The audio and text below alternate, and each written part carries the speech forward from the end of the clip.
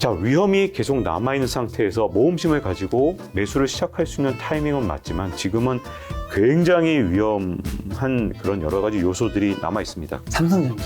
개인 투자자가 접근하기에 정말 안 좋거든요.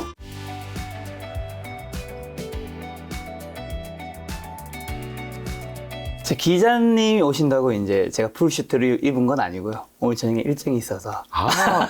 저는 입었습니다. 제가 굉장히 오랜만에 시청자분이 놀라실까봐. 저 때문에 그렇게 입으신 줄 알았습니다. 네. 항상 저 이제 티셔츠 하나 입고 하고 네. 있는데 마침 또 오랜만에 풀슈트를 입고 해서. 네. 근데 또 기자님이 또 사실 또 김작가 TV에서 워낙 이 조회수가 높으신 분이라서 큰 기대를 하고 있는데 지난번에 이제 나오셨을 때가 V 시그널 책이었나요? 네, 그렇습니다. 그때 이제 사실 증시가 굉장히 안 좋았잖아요. 네. 그리고 그 책 나오기 전에 이제 2021년 9월 24일에 코스피가 그때 3,125 요때 경제버블 위기 이제 언급하셨잖아요. 네. 근데 그때 이제 좀 댓글이 안 좋았죠. 네. 지금 3,000 넘었는데 4,000 갈 수 있는데 너 왜 찬물 끼웠냐. 이런 분위기였는데 그 이후로 증시가 기자님 말씀대로 굉장히 안 좋아졌죠. 그 요즘에 성지순례처럼 그 옛날 영상에 사람들이 오더라고요. 네. 이거를 내가 1년 전에만 봤어도, 몇 개월 전에 봤어도 이 하락을 내가 몸으로 겪지 않았을 때라고 하던데, 그럼 현재 버블은 어느 정도까지 빠졌나요? 기자님이 생각하신 만큼 이제 다 빠졌나요? 요즘 그런 얘기 좀 있더라고요. 많이 빠졌다, 이제는. 뭐 이런 거 있던데. 일단 지난해 얘기를 좀 말씀을 드리자면 지난해 같은 경우에 이제 제가 사실 그때 이제 전망을 나쁘게 말씀드릴 수밖에 없었을 때 정말 마음이 무거웠거든요. 많은 분들이 주식 투자를 새로 시작하셨고 정말 투자하면 바로 오를 것이다라는 희망을 갖고 계실 때 어쩔 수 없이 쓴소리를 할 수밖에 없었던 좀 마음 아픈 일이 좀 있고요. 최근에 이제 또 석 달 전에 제가 한번 여기 와서 말씀을 드렸었죠. 이제 앞으로 지금까지 떨어진 거에 한 절반 정도를 회복한 다음에 다시 떨어질 수 있기 때문에 이번에 아주 조심하셔야 된다고 제가 말씀을 드렸었습니다. 근데 그 이후로 실제로 조금 더 안 좋아졌죠? 네, 그리고 실제로 반등을 했다가 다시 이제 하락을 한 상태라면 지금 현재 상황은 그러면 어떠냐? 현 상황을 일단 미래를 예측하는 것보다 더 중요한 게 지금을 정확하게 보는 게 저는 중요하다고 보거든요. 지금 이제 많은 분들이 답답하게 여기셨던 수많은 악재들이 지금 지수에 상당 부분 반영된 게 맞습니다. 맞나요? 네, 그 부분은 저는 거의 확실하다고 보고요. 근데 다만 이런 문제가 있습니다. 지금 시장에 반영된 게 뭐냐, 그리고 또 앞으로 반영이 안 된 게 뭐냐가 문제인데, 나쁜 점은 상당 부분 반영이 됐어요. 예를 들자면 금리를 연준에서 이제 어디까지 올릴 것이 다 반영됐냐면 적어도 연리 4.5%까지 올릴 게 반영이 됐습니다. 그리고 사실은 기대 인플레이션율이 쉽게 하락하지 않고 또 튀어오를 것이다. 이 견해도 지금 현재 이 시장의 지수에 반영이 되어 있습니다. 여기까지는 비관적인 전망이 다 반영되어 있기 때문에 괜찮아 보이지만 문제점은 뭐냐면 아직까지 반영되지 않은 부분, 악재가 있다면 이겁니다. 지금 시장에서 뭐라고 생각하냐면 지금 파월 의장이 계속 방송에 나오거나 또는 뭐 이렇게 언론에 노출되는 그런 상황이 있을 때마다 굉장히 강하게 말하죠. 그래서 내년에도 계속해서 금리를 높게 유지할 것처럼 말합니다. 그런데 시장은 이걸 믿지 않고 있습니다. 내년에 상반기 또는 뭐 예를 들어서 한 3분기까지 미국 경제가 엄청난 침체에 빠져들게 되면 연준이 못 견딜 것이다. 파월 의장이라는 사람이 지금까지 보여줬던 모습을 보니까 진짜 저 사람 대가 약하구나. 그래서 폴 볼커처럼 고금리를 쭉 이렇게 유지할 만한 힘이 없고, 금리를 어느 정도 뭐 4.5에서 제가 보기엔 뭐 최악의 경우 5.5까지도 올릴 수 있지만 문제는 올린 다음에 유지하는 기간이 어떻게 되느냐에서 시장은 연말에는 결국은 파월이 백기투항을 할 것이다. 이렇게 보고 있거든요. 그 점에서는 사실은 아직까지 시장이 좀 밝게 보는 부분이 있죠. 자, 여기까지 이제 말씀을 드리면 최근에 주가 지수가 코스피가 2200선에서 강력한 방어선을 편 모습, 이걸 아마 많은 분들이 실제로 피부로 확인하고 계실 거예요. 몸소 다들 확인하셨을 겁니다. 그 이유가 이제 악재가 많이 반영됐구나 하는 부분 때문에 그렇고요. 자, 그러면 이제 이 시점에서 이제 앞으로 오는 변동성은 뭐냐? 저는 이제 두 가지가 문제라고 생각합니다. 다들 경기 침체가 어느 정도로 생각하냐면 마일드한 경기 침체를 생각해요. 그래서 내년에 경기 침체가 오더라도 어느 정도 이상 경제가 나빠지면 파월이 금리를 다시 낮추거나 할 거기 때문에 이게 마일드한 수준에서 끝날 거라고 믿는 부분, 그리고 그 과정에서 인플레이션이 잡힐 거라고 보는 부분, 이런 부분들이 조금 과도하게 현재는 시장에 반영돼 있기 때문에 뭐 잠시는 이게 상승의 가능성을 만들어내겠지만 내년의 경기 침체에 대해서 사실 저도 예측이 전혀 불가능하고요. 왜냐하면 지금 이런 속도로 금리를 올린 적이 처음이기 때문에 실물 경제를 어느 정도 타격을 할 것이냐. 네. 이 부분은 지금 누가 예측한다는 게 사실 말이 안 되거든요. 사실 저는 미래가 명확하게 보입니다라고 얘기한다면 그건 거짓말입니다. 왜냐하면 이 정도까지 금리를 빠르게 올린 건 미국 역사상을 넘어서 인류 역사상 진짜 처음일지도 몰라요. 그러다 보니까 그 여파가 내년에 어느 정도까지 실물 경제를 끌어내리느냐는 이 시차가 항상 존재하기 때문에 네. 기준금리를 끌어올린 다음에 항상 시차는 6개월에서 18개월입니다. 네. 그러다 보니 최고 이제 저점, 그러니까 금리를 어디까지 올릴지 모르겠습니다만 내년 뭐 예를 들어 1분기까지 올렸다. 그러면 네. 그 경기 침체의 가장 깊은 골은 내년 하반기 또는 연말일 가능성이 크고요. 그 골의 깊이를 모르는 상황에서는 일단 금융적 측면에서 지금 현재 어느 정도 반영이 된 상태에서 일시적인 반등이 올 수 있는 그런 상황이라고 보여집니다. 지금 어쨌든 지금 반등은 올 수 있고, 그리고 아까 말씀하신 게 악재의 대부분은 반영이 되었고, 그런데 이제 내년에 금리 인상이 이제 가파른 그걸로 인한 여파가 어디까지 올지는 모르겠다 하셨는데, 지금은 그러면 어느 정도 많이 반영됐으니까 좀 사도 되는 타이밍인 건가요? 주식 같은 것들을? 네, 지금 이제 분명한 건 네. 이걸 하나 구별해야 될 것 같아요. 이 세상에는 노이즈라는 게 있고 네. 잡음. 이거 몰라도 되는 거거든요. 오히려 그리고 호도할 수 있습니다. 내가 투자를 해도 되느냐 아니냐를 호도할 수 있는 이런 잡음들을 걸러내고 네. 진짜 시그널을 잡아내는 힘이 지금 현재 가장 중요한 주식 투자의 덕목이라고 할 수 있는데요. 저는 아주 대표적인 노이즈가 자꾸만 주가 수익 비율 퍼 이걸로 설명을 하거나 뭐 PBR이 어쨌느냐 하는 겁니다. 맞아요. 왜냐하면 최근 들어서 부쩍 늘어났는데요. 우리나라 코스피의 펄을 보세요. 너무 싸다. 네, 이거 너무 싸다. 역사상 이런 적이 없다. 얘기 많이 하시잖아요. 네, 맞습니다. 보통 이제 주식 투자 오래 하신 분들이 한 12가 넘어가면 이건 평소보다 훨씬 싼 겁니다. 근데 이게 심지어 10으로 아래로 내려갔다. 네. 이건 진짜 염가입니다. 이건 꼭 사셔야 돼요. 이렇게 말씀하실 때가 많은데, 자, 주당 수익 비율, 주가 수익 비율에 잘 보면, 우리가 보통 이제 예측하는 이제 기대 주가 수익 비율, 기대 펄을 보면 우리가 기업의 수익을 내년도를 예측하잖아요. 네네. 근데 여기에서 아주 중요한 게 있습니다. 우리가 기업들이 돈을 얼마큼 벌까를 계산할 때 보통 보면 경제학 용어가 있어요. 세트리스 파리뷰스. 네네. 달인 조건이 일정하다면. 이렇게 계산을 하기 때문에 이 기대 수익이 항상 틀리거든요. 그러니까 가장 대표적으로 네. 금리가 지금 우리가 어디까지 오를지 모르잖아요. 굉장히 중요한 부분인데, 자, 기업들 중에서 자기 돈만으로 장사하는 기업은 없습니다. 그 잘 나간다는 애플도 대출을 받습니다. 우리나라 기업들 다 자기 자본의 뭐 100%에서 200%까지 돈 빌려서 장사해요. 어떤 기업은 뭐 300, 400 빌리기도 하죠. 자, 그런데 만약에 내년에 우리가 생각한 것보다 금리가 훨씬 더 많이 뛰어오르게 되면 어떻게 되느냐? 그 이자를 갚아 나가는 과정에서 수익이 줄어들죠. 그렇죠. 근데 그 폭이 어마어마할 수 있습니다. 왜냐하면 지금 당장 회사채 수익률 같은 게 영향을 받거든요. 근데 이게 후행 변수로 때립니다. 회사채를 발행할 때 금리가 2%대 중반이었던 거랑 네. 이게 한 4% 중반으로 간 건 완전히 다르거든요. 네.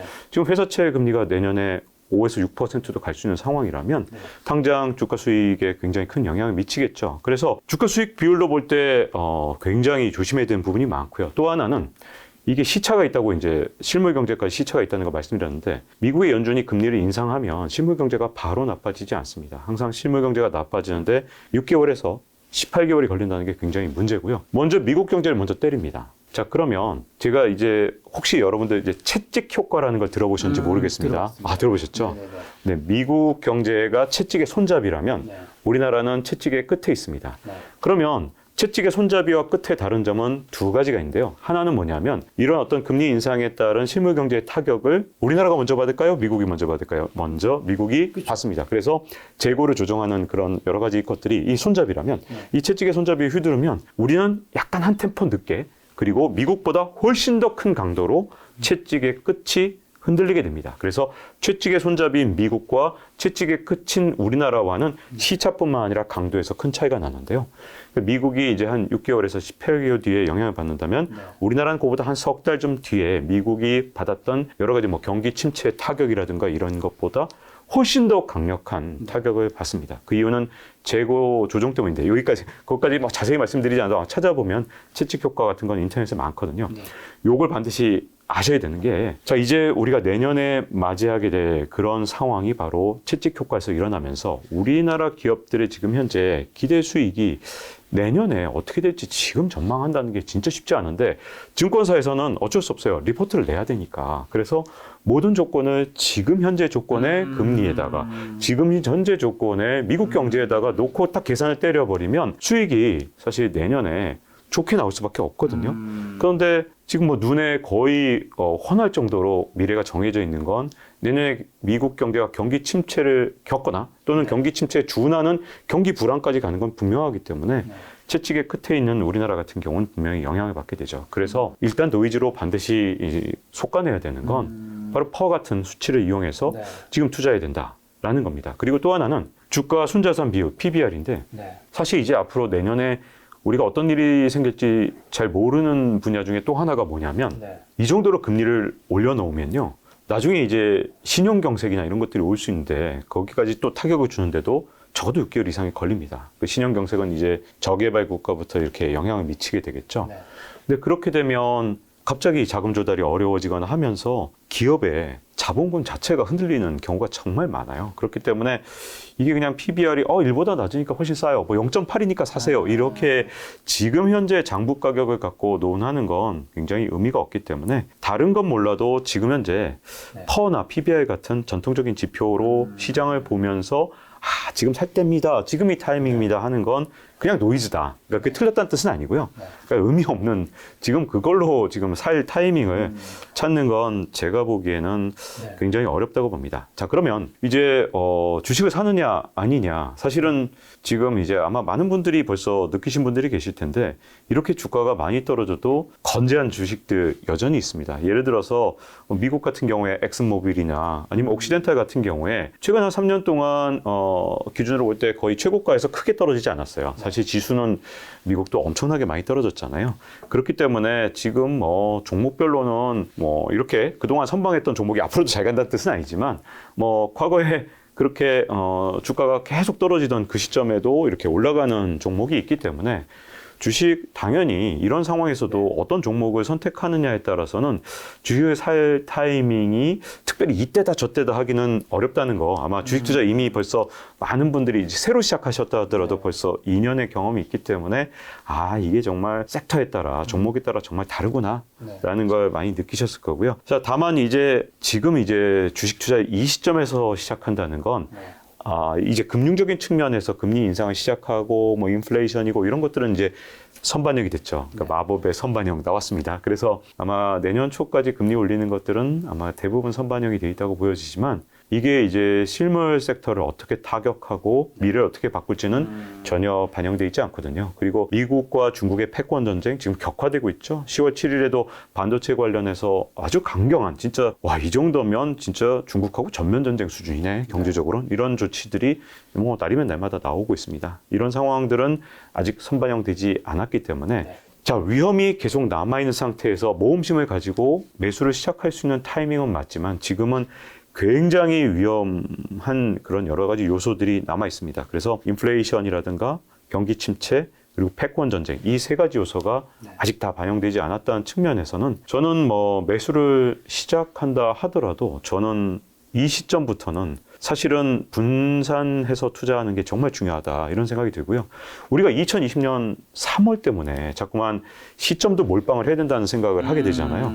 이런 진짜 급격한 V자 반등이 있었기 때문인데 증시 반등은 V자 반등도 많았지만 수많은 반등 중에 U자도 많았고 그리고 L자도 있었고요. 수많은 경우에 W자도 있었습니다. 근데 이번에는 V자보다는 W라든가 L도 가능하고요. 그런 측면에서는 저는 너무 서두르지 말고 왜냐하면 모든 제 전 재산을 여기다가 이 리스크를 다 안고도 다 들어간다기보다는 지금부터는 순차적으로 한 3에서 5년 보고 들어간다 그러면 특히 이제 이 채널에 또 연령대가 이제 2030 세대도 많이 보시잖아요. MZ 세대도 그런 분들일수록 왜 이 투자 기간을 짧게 가져가느냐.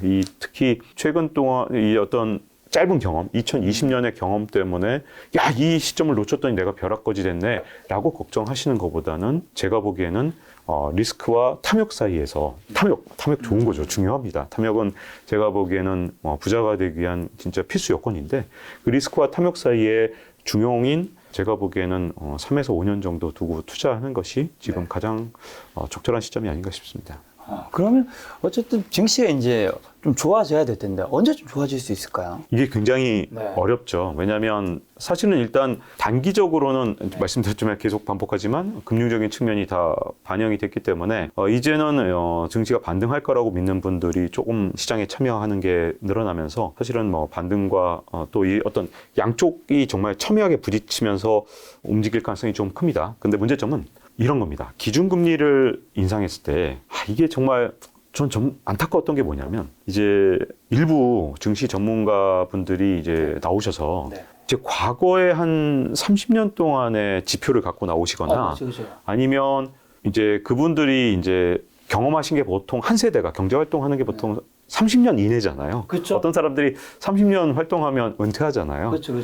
그러다 보니까 대체로 이 30년 동안의 데이터를 내가 갖고 나오셔서 겪은 겪었다든가 네. 지표도 꼭 30년입니다. 그러다 보니 최근 30년 동안만 보면 네네. 이런 착각하기가 정말 쉬웠죠. 미국에서 기준금리 인상할 때 한번 보세요.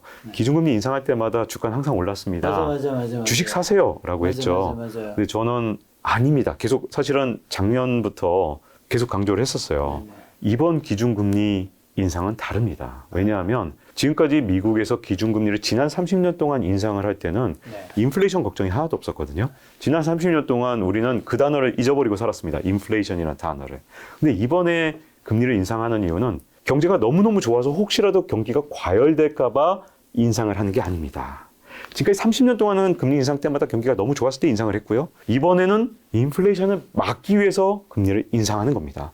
그렇기 때문에 금리 인상 과정에서도 주가가 하락할 수 있습니다. 왜냐하면 이유 자체가 다른 거죠. 문제점은 과거의 패턴이 자꾸 반복될 거라고 사람들이 생각하는 경향이 있어요. 똑같이 반복된다고. 근데 문제는 어떤 패턴이 나타났으면 그 패턴이 똑같이 반복된다고 하는 건 제가 보기엔 정말 위험한 생각이에요.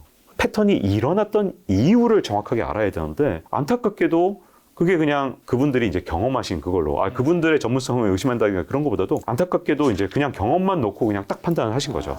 근데 문제점은 인플레이션 때문에 지금 현재 금리를 올렸다는 점에서 이번에는 경기가 호황이어서 올린 게 아니기 때문에 주가가 바로 반응을 한 거고요. 그러다 보니까 우리나라 코스피 지수는 30%가 넘게 하락을 했는데 미국도 마찬가지죠. 굉장히 많은 하락을 했고요. 자, 그러면 이제 그 다음 일어날 일인데 자, 지금까지 1990년 그리고 우리가 또 기억하는 게 2000년 닷컴 버블 그리고 2008년 글로벌 금융위기 전에 연준의 금리 인상이 있었습니다. 이게 굉장히 중요한데 연준이 금리 인상을 하는 동안 그 호황에도 불구하고 금리를 막 끌어올릴 때 그때는 주가가 같이 올랐어요. 지난 30년 동안은. 그런데 올리고 나서 한 6개월에서 한 2년 있다가 주가가 갑자기 급락을 하는 겁니다. 요의 시차가 항상 있었어요. 그래서 1990년도 그때 이제 금리 인상을 멈춘 다음에 한 몇 달 있다가 일어난 일이고 가장 길었던 건 2008년 글로벌 금융위기 때인데 그때는 금리 인상을 멈춘 다음에 한 2년 정도 있다가 주가가 폭락을 했죠. 왜 그랬냐면 그때는 부동산부터 먼저 때리고 주식까지 때리는데 시간이 좀 걸렸기 때문이고요. 이런 시차가 있기 때문에 자 그러다 보니 이번에 이제 일종의 1파, 첫 번째 파동이 저는 끝났다고 보는데 이제 두 번째 파동으로 넘어가면 이제 더 이상 금융 현상이 아니라 이제 과거에 30년 동안 인플레이션 걱정이 없었을 때조차 금리를 올린 다음에 이렇게 유지하는 상황이 오면 그 다음에 한 6개월에서 2년 뒤에 주가가 폭락을 했는데 그게 왜 그러냐? 실물 경제를 이제 무너뜨리면서 그게 다시 증시를 무너뜨리는 데까지 시간이 걸렸기 때문이거든요. 그렇기 때문에 이제 두 번째 이 파는 실물 경제를 통한 파급 효과인데 그걸 지금 현재 이 시점에서는 아직은 조금 저도 예측이 어렵습니다. 왜냐하면 연준이 어디까지 금리 올릴지 아직 모르죠. 이 시점에서 모르잖아요. 우리가 내년 이제 한 1분기까지 4.5에서 최대 5.5까지 전망이 있던데 어디까지 올지 모릅니다. 그게 아마 또 나오면 제가 이제 김 작가 TV에 나와서 요만큼 올렸네요. 이제 금리 인상은 멈췄네요. 그러면 다음 단계 이렇게 됩니다라고 말씀을 드릴 수 있겠지만 이 시점에서는 불확실한 게 너무 많습니다. 제가 파월의 마음속까지 읽을 수는 없잖아요. 그리고 연준 위원들 모두 다 지금 다 가감격색으로 생각을 하는 상황에서는 조금 더 시간이 지나봐야 알겠지만 중요한 것은 금리를 인상하고 그렇게 높은 금리를 계속 유지하다 보면 경제 주체들이 견디지 못하게 되고 이게 하나씩 무너지기 시작하거든요. 그렇기 때문에 그게 두 번째 파동이 아직 남았기 때문에 그런 측면에서는 시차까지 감안해서 내년 연말, 내후년 초까지 굉장히 민감하게 W자로 문제가 생길 수 있다는 걸 좀 유념을 해야 되는 그런 시기라고 보여집니다. 과거 금리 인상 때 뭐 주가가 오르는 것들이 있었는데 지금도 똑같이 금리 인상의 시기에 그 이제 똑같은 결과가 반복된다고 이제 말씀하신 분도 있었는데 근데 그때 금리 인상과 지금 금리 인상할 때 상황이 달랐던 거를 우리가 좀 까먹은 부분들이 있었다. 안타깝습니다. 그게 아마 많은 분들이 막판에 주가가 한 10% 하락했을 때, 이럴 때 또는 20% 하락했을 때 이게 세일이구나 이렇게 생각을 하고 들어오셨던 분들이 많은데 결국은 30%가 넘게 코스피가 빠지는 그런 일까지 생겼죠. 30% 얘기해 주셔서 코스피 3,300에서 지금 2,200까지 30% 넘게 빠졌는데 우리가 되돌아봤을 때 뭘 좀 기억해야 될까요? 뭘 우리가 놓쳤을까요? 증시 전문가나 아니면 기자님이나 이런 분들 몇몇 분들은 또 조심해야 된다. 버블 막 이런 얘기도 하시긴 했는데 왜 그 말을 그때는 안 들었을까요? 사실은 이 3,300에서 2,300으로 빠질 때 사실 저도 이제 개인적으로 유튜브 이제 저희 KBS 유튜브입니다만 경제 유튜브를 운영하면서 박종훈이 견제 한방. 네, 확실히 그걸 느꼈습니다. 어떤 거냐면 이제 주가가 빠질 수 있으니까 좀 조심하셔야 된다라고 하면 조회수가 안 나옵니다. 안 나와요. 예, 왜냐하면 유튜브 알고리즘이라는 건 결국은 사람들이 이걸 좋아해야 구독자분들이 좋아하고 이게 자꾸 클릭이 돼야만 유튜브에서 맞아. 그게 자꾸 노출이 되거든요. 사실은 이제 그동안 우리가 간과했던 부분들이 뭐냐면 오히려 여러분들이 이런 겁니다. 이제 앞으로 만약에 많은 사람들이 비관에 빠지게 되면 반대 현상이 나타날 거예요. 이제 주식 다 망했어요. 끝났어요. 라고 하는 그런 쪽에 클릭이 막 늘어나요. 그러면 단기적으로 그게 저점이 될 겁니다. 저 요즘에 그거 네. 많이 느끼는데 네네. 요즘에는 폭락, 하락 이런 거를 클릭 많이 하세요. 네. 사실은 저희 이제 유튜버로서 네. 이제 유튜버잖아요. 그래서 괴롭습니다. 이게 저는 5대5로 컨텐츠를 만들어도 노출의 정도가 거의 5배에서 10배까지 차이 나거든요. 그러니까요. 그러다 보면 썸네일이 폭락 이야기를 폭락할 때는 더 많이 할 수밖에 없는. 네. 맞습니다. 그래서 제가 아무리 5대5로 만들어도 결코 5대5가 되지 않다는 걸 정말 많이 느꼈고요.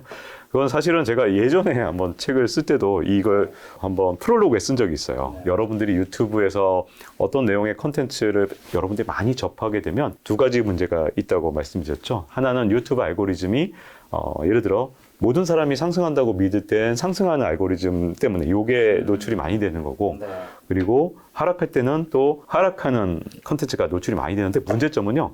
유튜브는 본인이 이제 클릭한 거 관련된 컨텐츠를 많이 보여줍니다. 그거 위주로 또 보니까. 노출. 그래서 네, 그렇죠.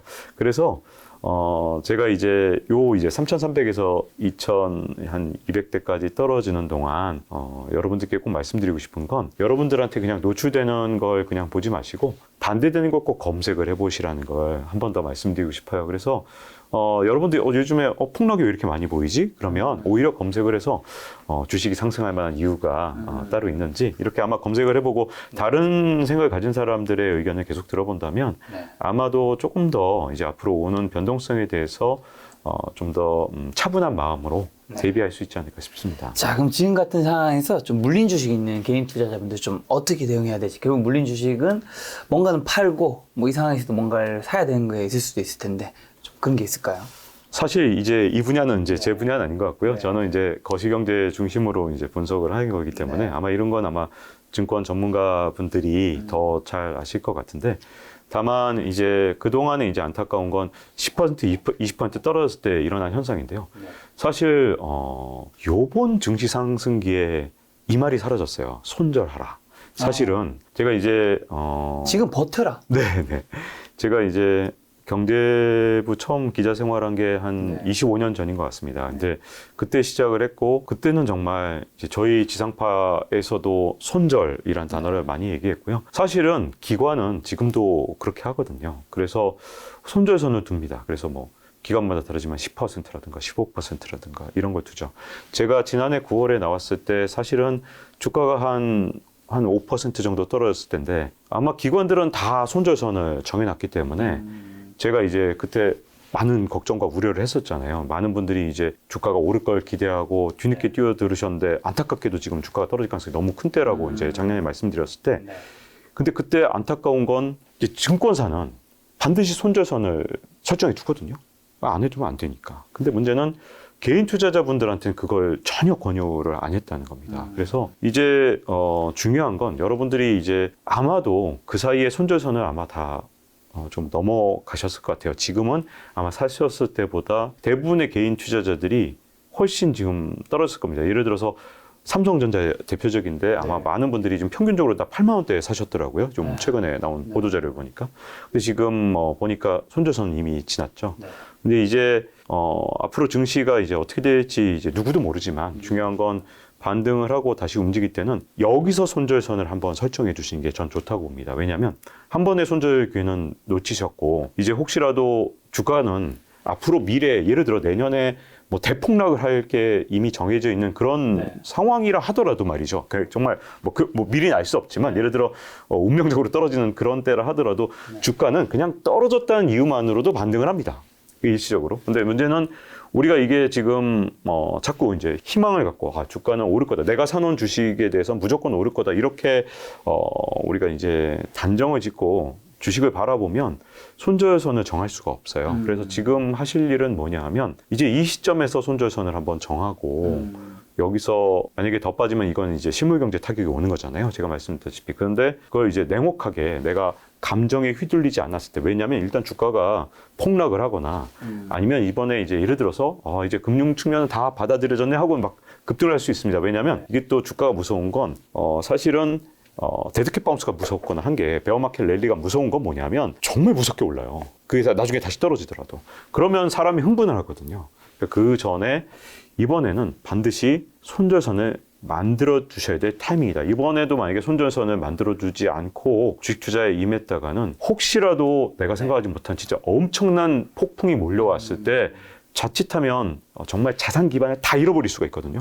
증권사처럼 하세요. 증권사는 반드시 대부분 손절선을 정해놓습니다. 방금 말씀해 주신 삼성전자, 이 기자님이 이제 종목의 전문가는 아니시지만 이 국민주 삼성전자는 여쭤봐도 될 것 같아서 삼성전자 현재 상황 점검을 좀 앞으로 어떻게 전망하고 계세요?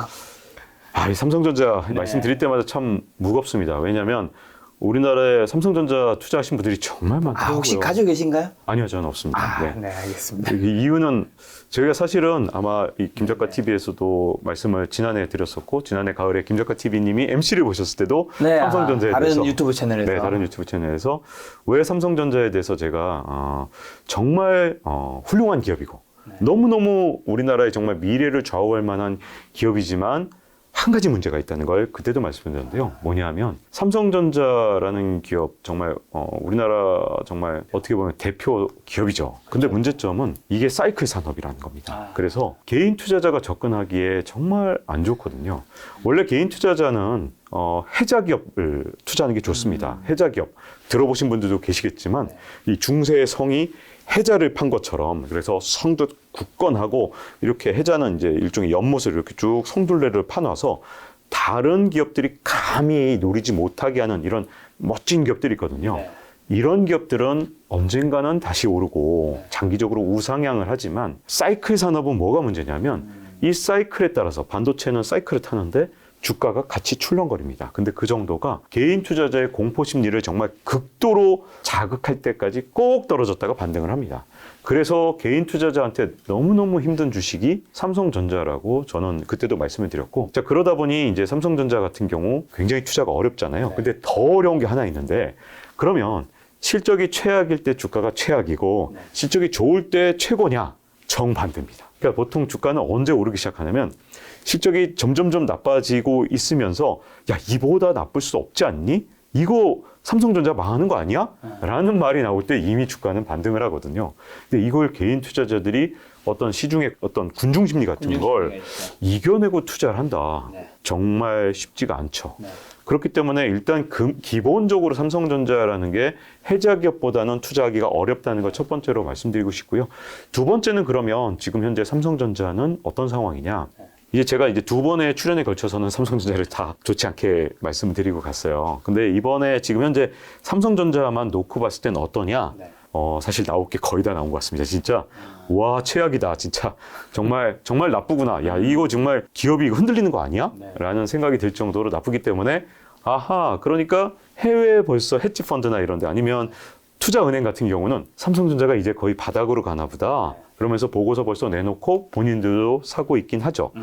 그래서 삼성전자가 이 상당히 주가가 지금 하방 경직성이 좀 생기면서 우리나라 코스피 지수도 지금 버티고 있는 현재 상황은 맞습니다. 그런데 여기에 역시 저는 반영되지 않은 부분이 하나 있는데 이런 어떤 뛰어난 헤지펀드나 투자은행이라 하더라도 거시경제까지 다 보면서 투자하는 건 아니거든요. 그래서 해외 투자자들도 틀린 적이 많습니다. 그래서 기업만 놓고 보면 아하 이제 사이클의 하단으로 점점 가고 있구나. 거의 조금만 더 가면 바닥이겠는데 이건 맞는데 문제는 이제 내년에 오게 될 경기 침체라든가 아니면 내년에 올 수많은 이제 미국하고 중국의 패권 전쟁이 정말 이제 극한으로 치닫고 있기 때문에 삼성전자의 이제 최대 악재들이 아직은 이제 거시경제 측면, 그다음에 국제 정치 측면에서 여전히 남아 있거든요. 그래서 지금 현재 일시적인 반등 이런 건 좀 이제 현재 시장 분위기로서는 충분히 기대할 만하지만 이제 사두면 정말 장기적으로도 무조건 이거는 우상향합니다라고 하기에는 아직은 남아 있는 거시경제 변수들의 리스크는 상당하다 이렇게 보여집니다.